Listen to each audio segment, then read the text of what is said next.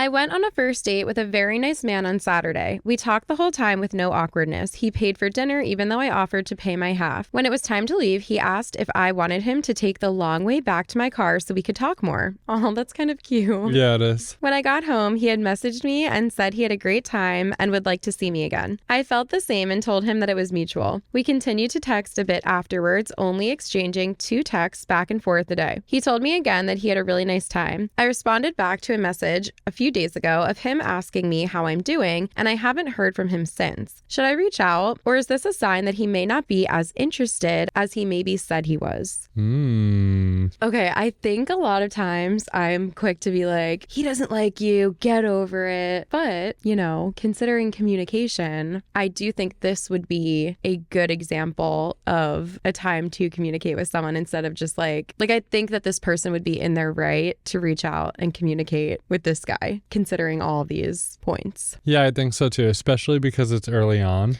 Yes. So you don't know what type of communicator he is, you know, and you have to learn each other's communication styles. Like it might not be exactly what you want, especially in the beginning. But you kind of figure that out together and figure out what works for one another, you know? So I feel like you could communicate that and say like, hey, I really had a good time. Well, the last thing he said to her was, how are you doing? And she answered, and then he never answered after that. I have had that happen to me, and then the person just like ghosted me.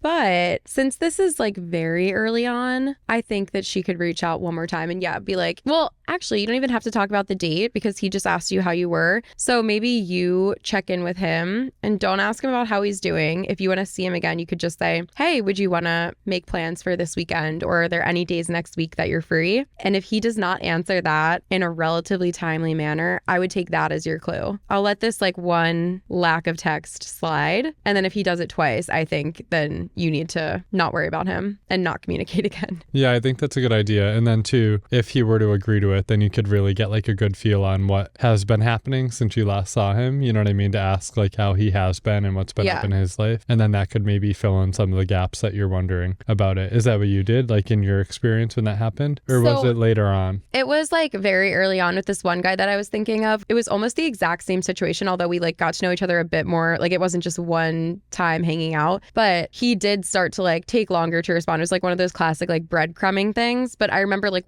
it was probably the last thing that he texted me was, how are you doing? Or like, what are you up to? Or something like that. And then I said like, oh, I'm doing this today. Like, what about you? And he never answered. And I never texted him again, by the way, because I'm like, all right, that's enough for me. Like, I'm not going to ask you to like, you know, talk to me. But it was like very similar where it was like all this energy and then it just switches. And TBH, it has nothing to do with whoever wrote this. It has nothing to do with the person that's like wondering. It's just the person that is not texting you back probably just doesn't like you that much, which is fair. Like there's a better way to tell people that than just not answering their text messages, but you can't really get caught up in it. I know it's easier said than done, but if we're giving this guy the benefit of the doubt, maybe he is just a bad texter and he doesn't want to go back and forth. And that's why I think that she should reach out and say, hey, do you want to make plans? Because I think more people would be inclined to prioritize that text over a like, hey, what are you up to today? Or like, how are you doing? That text, I might be like, okay, I can answer that whenever. And then I just happen to forget. Whereas if someone says, do you want to hang out? That's more of like, let's put a plan into action kind of thing.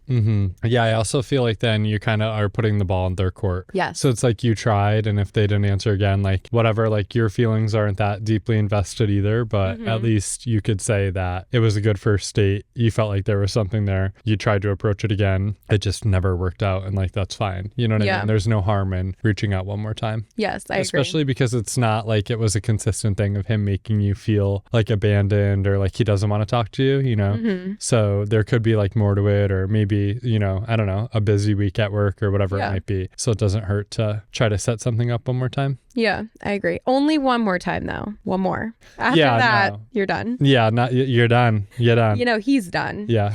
Yeah. That's what you're going to say to him. Yeah. In your mind, not in real life. Or just don't say anything at all. Yeah. After that, if he doesn't answer you. Okay, whatever. Yeah. If he doesn't answer, you're not, in your head, you're saying you're done. You're saying nothing else to him ever. Yeah. I think that's the approach that I would have with it too.